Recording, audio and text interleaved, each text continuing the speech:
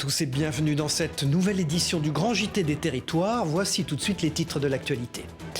Une opposition qui ne faiblit pas après l'adoption par le biais du 49.3 de la réforme des retraites à l'Assemblée nationale, avec à la clé colère et dégradation urbaine. Exemple à Rennes, avec TVR dans ce journal où les agents municipaux sont mobilisés pour nettoyer les stigmates des manifestations. Alerte sur l'eau, après un hiver sans pluie, la situation des nappes phréatiques s'est encore dégradée en France. TV7 et Via Occitanie nous expliqueront les conséquences de cette tendance inquiétante à l'approche de l'été. Et si les nounours des tout-petits se rendaient à l'hôpital ?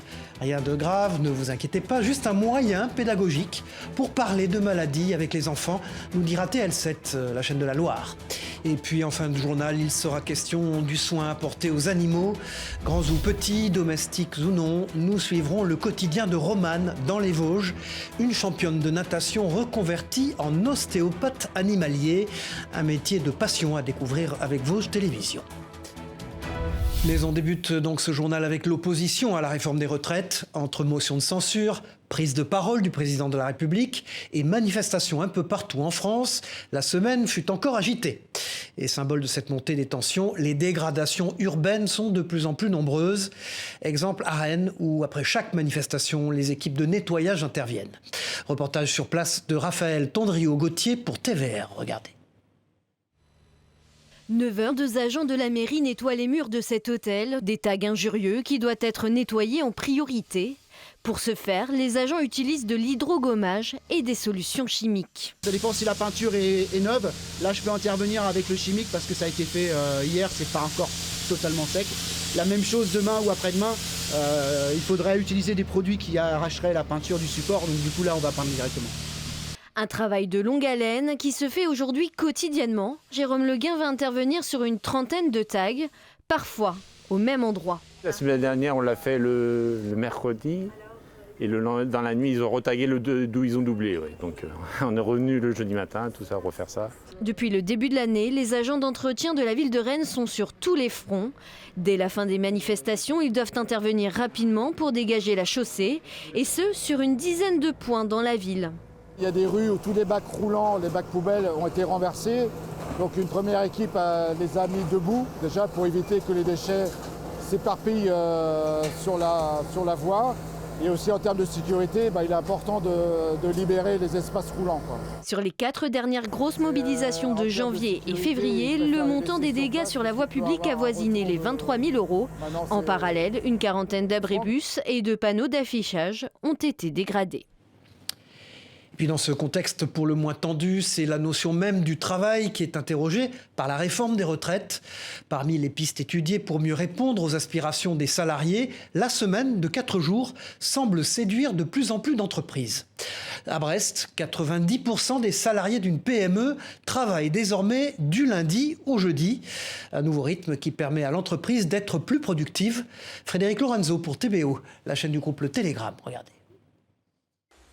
Ici, on plie des tôles, on les soude et on fait des pièces pour la construction navale, l'agroalimentaire ou l'industrie automobile. Les ouvriers et techniciens qui travaillent dans cette entreprise terminent souvent leur semaine le jeudi.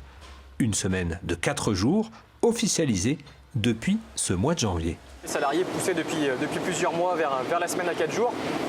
À la base, on hésitait quand même un petit peu par rapport à la réactivité qu'on aurait pu perdre vis-à-vis de nos clients. Finalement, on a décidé, via une phase de test de quelques mois, de tester cette semaine à 4 jours sur la base du volontariat. Finalement, au bout de 4 mois, plus de 90% des salariés étaient sur la semaine de 4 jours, donc c'est ce qui nous a fait généraliser l'ensemble. Les 58 salariés travaillent du lundi au jeudi, 8h45 par jour, un rythme qui leur convient. En fait, on fait des bonnes journées actives de lundi au jeudi. Et ça nous permet soit de faire des heures le vendredi ou soit de nous dégager du temps. La semaine de 4 jours nous apporte déjà des économies pour l'essence. Loin de peser sur l'activité de l'entreprise, le nouveau rythme de 4 jours a même permis un gain de productivité sur la partie peinture. La chaîne de peinture poudre qui était allumée le vendredi pendant 4 heures et sur laquelle nous avions 1 heure de chauffe et de déchauffe. Là, le fait d'avoir travaillé sur 4 jours, on a augmenté simplement la plage horaire sur la semaine. Et donc on a gagné 2 heures de productivité du coup sur l'ensemble de la semaine. Avec un carnet de commandes plein, cette société créée il y a 44 ans peine à recruter des soudeurs ou des techniciens qualité. Dans les 3 dernières embauches, la semaine de 4 jours a été un élément déterminant pour les candidats. Voilà, et cette semaine d'actualité a été marquée aussi par la libération du journaliste Olivier Dubois. L'ex-otage est arrivé en France mardi, après presque 2 ans de captivité dans la zone du Sahel. Une libération particulièrement saluée et fêtée en Martinique, l'île d'origine du journaliste. Sur place, proches et membres du comité de soutien n'ont cessé de se battre pour réclamer sa libération. Reportage de Jean-Marc Dabreux pour VIA TV. Dans le bourg du Morne-Rouge, où le visage d'Olivier Dubois est encore visible, la bonne nouvelle s'est vite propagée. Après tout ce qu'il a pu endurer là-bas, sa famille, c'est bien. C'est une libération pour tout le monde. C'est une très très bonne chose, c'est très bien qu'il ait été libéré, comme ça il n'y a plus d'otages français emprisonnés. Ce midi, la tante d'Olivier Dubois avait encore du mal à réaliser la libération de son neveu. C'est son père qui m'a appelé pour me dire qu'il avait eu l'information et qu'Olivier allait rentrer sur la métropole d'ici la nuit ou le matin. De la joie, du bonheur pour toute la famille, du bonheur pour les enfants, pour sa femme Déborah et toute la famille. Une bonne nouvelle aussi pour le comité de soutien d'Olivier Dubois. Des actions étaient d'ailleurs prévues à l'approche de l'anniversaire des 2 ans de captivité du journaliste. On l'a tellement attendu, nous ça fait, en tout cas la famille m'a sollicité il y a un peu plus d'1 an et demi en fait. On a sollicité des artistes qui eux vont continuer à distiller le message et la bonne nouvelle de la libération d'Olivier Dubois. Correspondant pour le journal Libération, la situation d'Olivier Dubois était un mauvais signal pour la liberté de la presse. C'est une victoire pour tous les journalistes, pour la liberté de la presse. Au François, on espère maintenant retirer l'affiche à l'effigie de l'ex-otage en sa présence.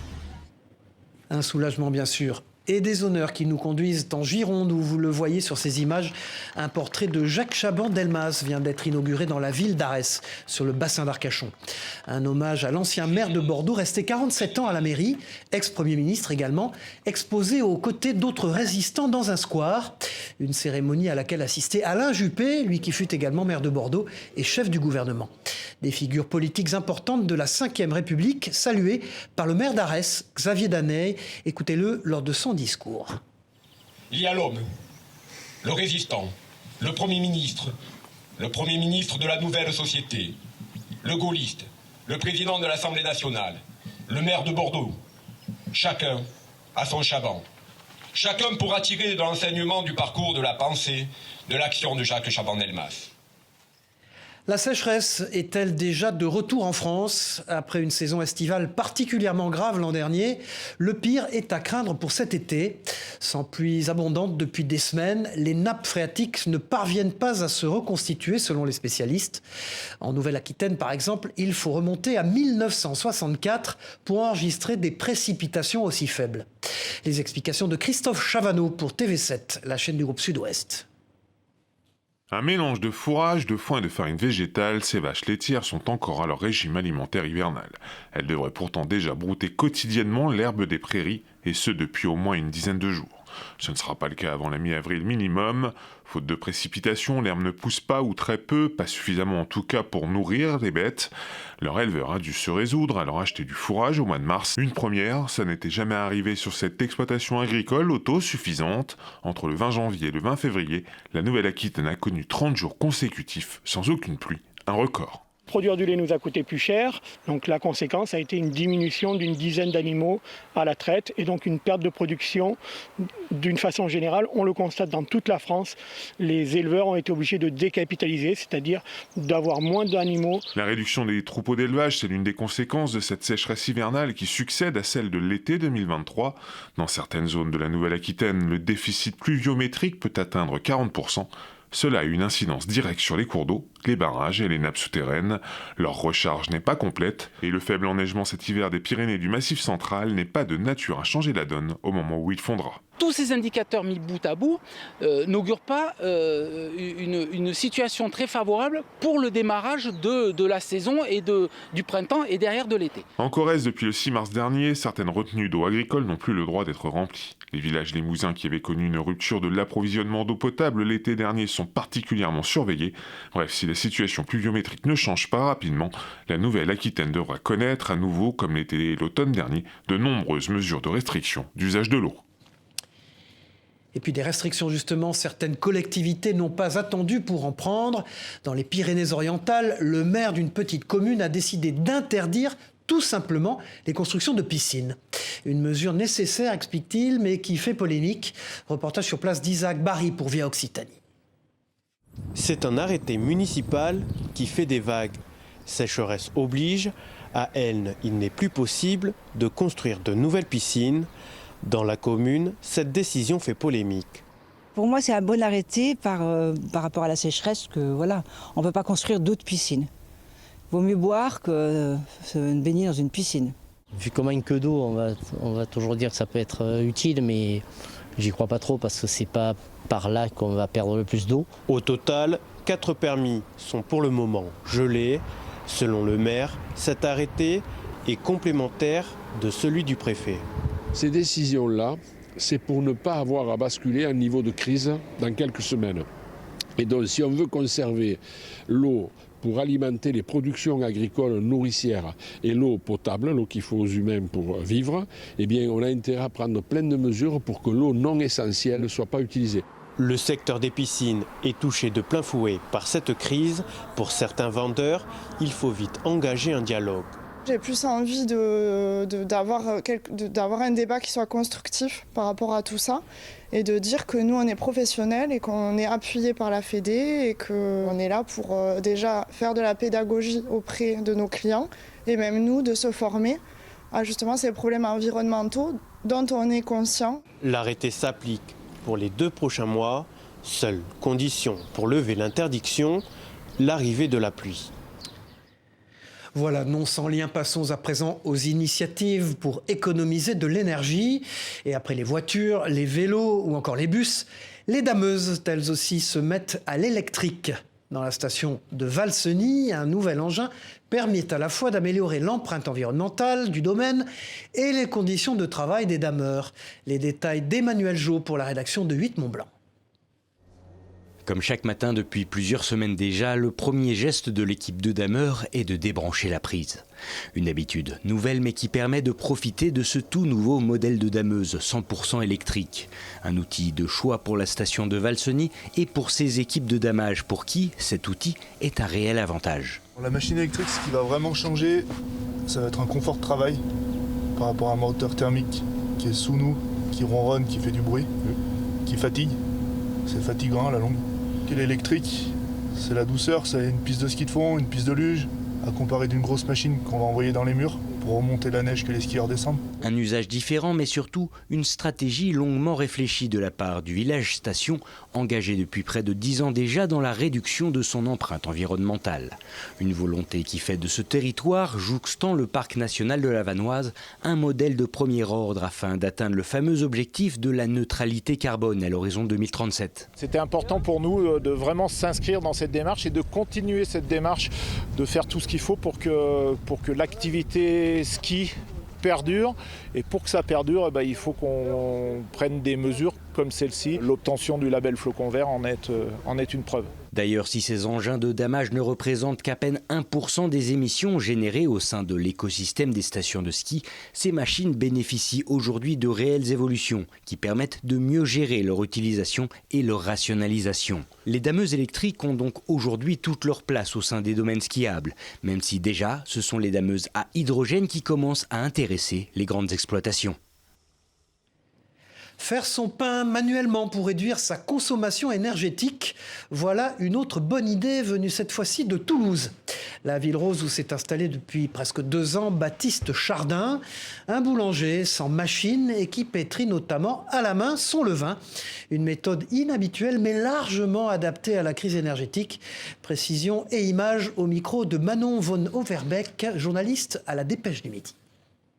Ce que j'ai voulu faire dans ce modèle-là, c'est créer le pain le plus simple possible, à savoir vraiment choisir des blés anciens, de l'eau filtrée, mettre 2 fois moins de sel. C'est un pain qui va éviter beaucoup de problèmes. Les problèmes d'hypertension, les problèmes d'intolérance au gluten. Si je devais cuire des baguettes sur un étage de mon four, je cuirais 3 kilos pour un étage à peu près, alors que là, je rentre à une douzaine de kilos, donc on est sur 4 fois moins d'électricité consommée. De la boulangerie à la cantine, penchons-nous à présent sur la santé des tout-petits. À Limoges, où l'on sait plus qu'ailleurs l'importance d'une assiette en porcelaine, les enfants des crèches ont aussi le droit, vous allez le voir, à de la belle vaisselle pour leur repas. Fini donc les plateaux plastiques, un changement pour lutter contre les perturbateurs endocriniens. Un exemple suivi par des établissements de plusieurs grandes villes de France d'ailleurs. Alain Druot passe à table pour cette à Limoges, regardez. Simple comme bonjour, et pourtant il aura fallu attendre un plan de lutte contre les perturbateurs endocriniens pour que les enfants des crèches de Limoges mangent dans de la porcelaine de Limoges. Donc les plateaux ont été déployés à l'ensemble des structures de la ville.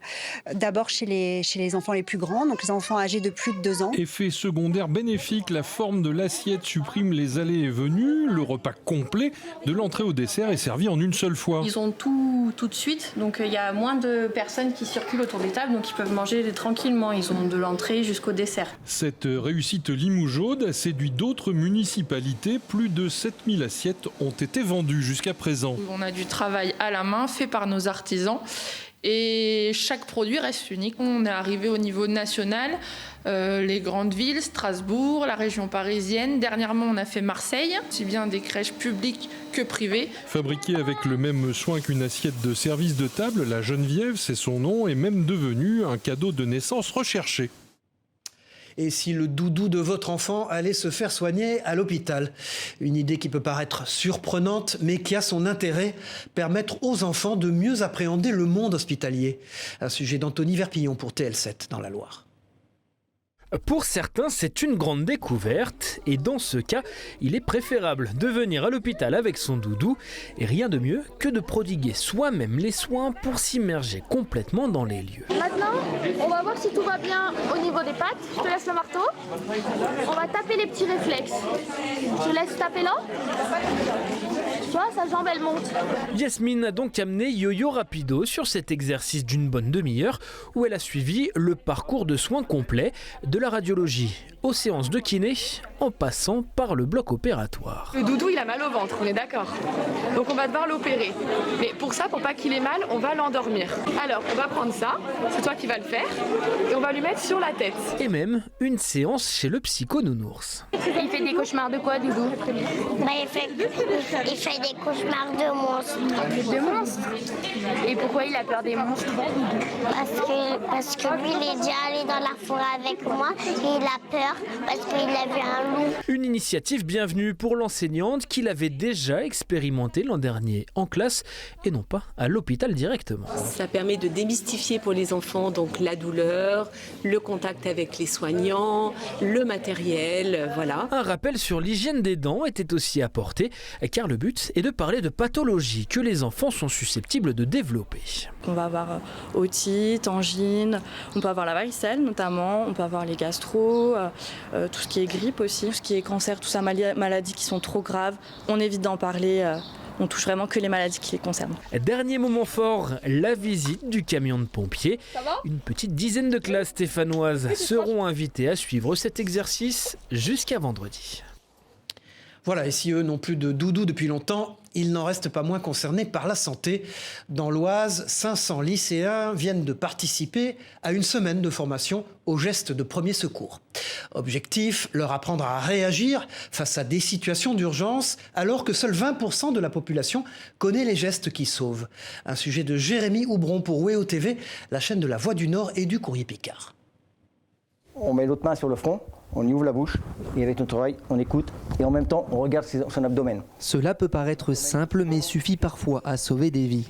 Ils sont élèves en première et se forment aux gestes de premier secours. Après la théorie, place à la pratique sur des mannequins de plastique. C'est un peu physique pour faire le massage, mais après c'est facile à utiliser avec le défibrillateur. Ça fait peur parce qu'on se dit que ça ne nous arrivera jamais, par exemple de sauver quelqu'un, mais ça peut arriver n'importe quand. Massage cardiaque, position latérale de sécurité, garrot, les lycéens vont ainsi apprendre à réagir vite et bien face à des situations d'urgence vitale. Des connaissances indispensables selon les bénévoles de la Croix-Rouge, formateurs du jour. Pour moi, personnellement, oui, je trouve qu'il y a besoin d'apprendre ces gestes-là. Ouais. Si on ne les sait pas, on ne pourra pas sauver des vies, il va y avoir une appréhension, on va y avoir plein de choses. Quoi. Donc déjà, en étant rassuré de connaître les gestes, on va aller plus facilement vers la victime. Une petite piqûre de rappel pour ceux qui ont pu appréhender ces gestes, notamment au collège.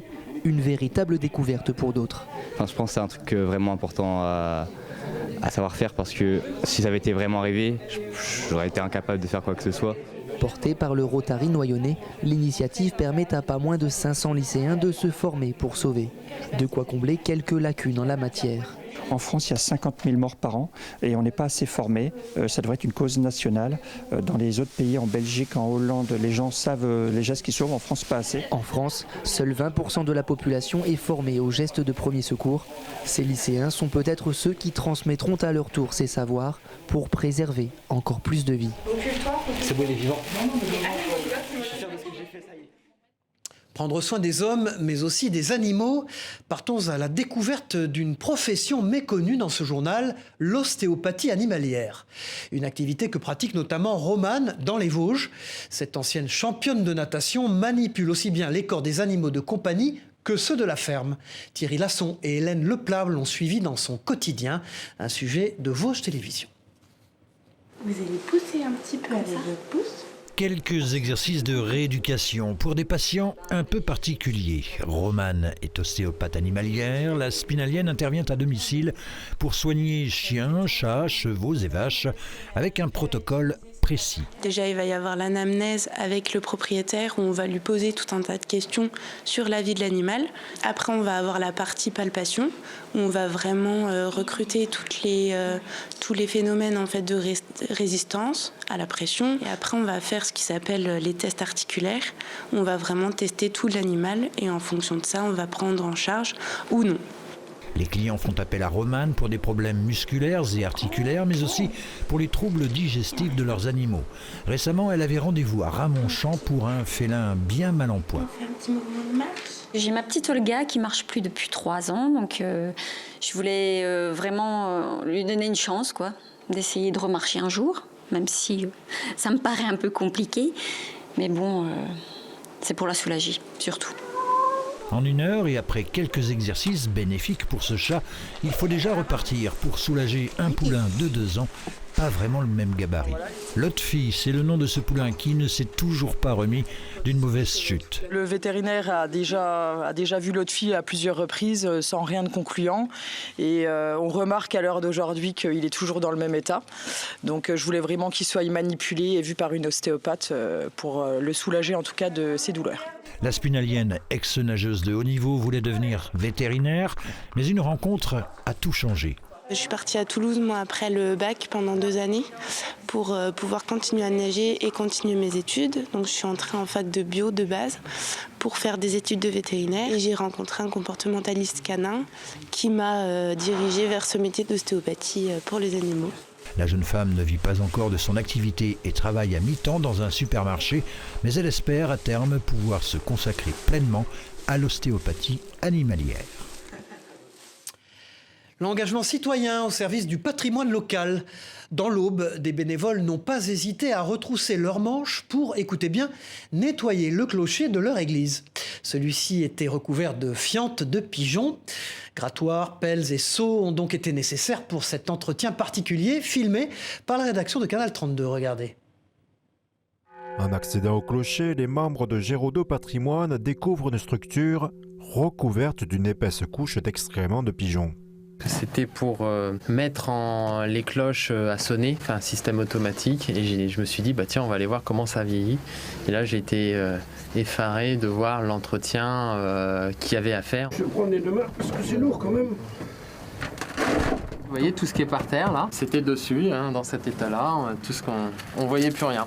On se renseigne sur les produits qu'on peut mettre en œuvre pour préserver également le bronze. Ces 2 bénévoles prévoient l'équivalent d'une semaine d'intervention pour retirer les fientes et poser les grillages. À bientôt 80 ans, le président de Géraudot Patrimoine découvre pour la première fois l'intérieur, la vue et s'émerveille devant les cloches. Et alors là, vous pouvez remarquer un simple frottement, ça conduit à une résonance qui est très longue. Là, on a une Paulette. On a quelqu'un en 39, on a une autre personne en 18. Ça fait plaisir de voir qu'on participe à cette histoire. Géraudot Patrimoine organise 5 à 6 animations annuelles pour reverser des fonds à la Fondation du patrimoine et entretenir l'église. Malgré des travaux de restauration des contreforts achevés en 2021, aujourd'hui, le maire a l'impression que l'église est à l'abandon. En janvier dernier, elle apprend que la réalisation des 2 nouvelles tranches des travaux est reportée après, selon elle, 10 ans d'attente. C'est un édifice qui est remarquable, qui est déjà identifié dans la route du vitrail portée par le conseil départemental. Donc, c'est-à-dire qu'on met en valeur le patrimoine des vitraux, principalement de l'édifice, et là, on ne peut pas le montrer. Il y a eu une déception du fait que Géraudot n'était plus une priorité pour les services de l'État. Je ne sais pas, en fait, quel est l'avenir pour tout le projet. Sans attendre, l'association garde le cap de nettoyer bénévolement le clocher. Géraudot Patrimoine prévoit de refaire le plancher et d'installer un éclairage afin de faciliter l'entretien de l'édifice. Voilà, c'est la fin de cette édition. Merci d'avoir suivi ce grand JT des territoires. On se retrouve très vite pour une nouvelle édition. Au revoir à tous.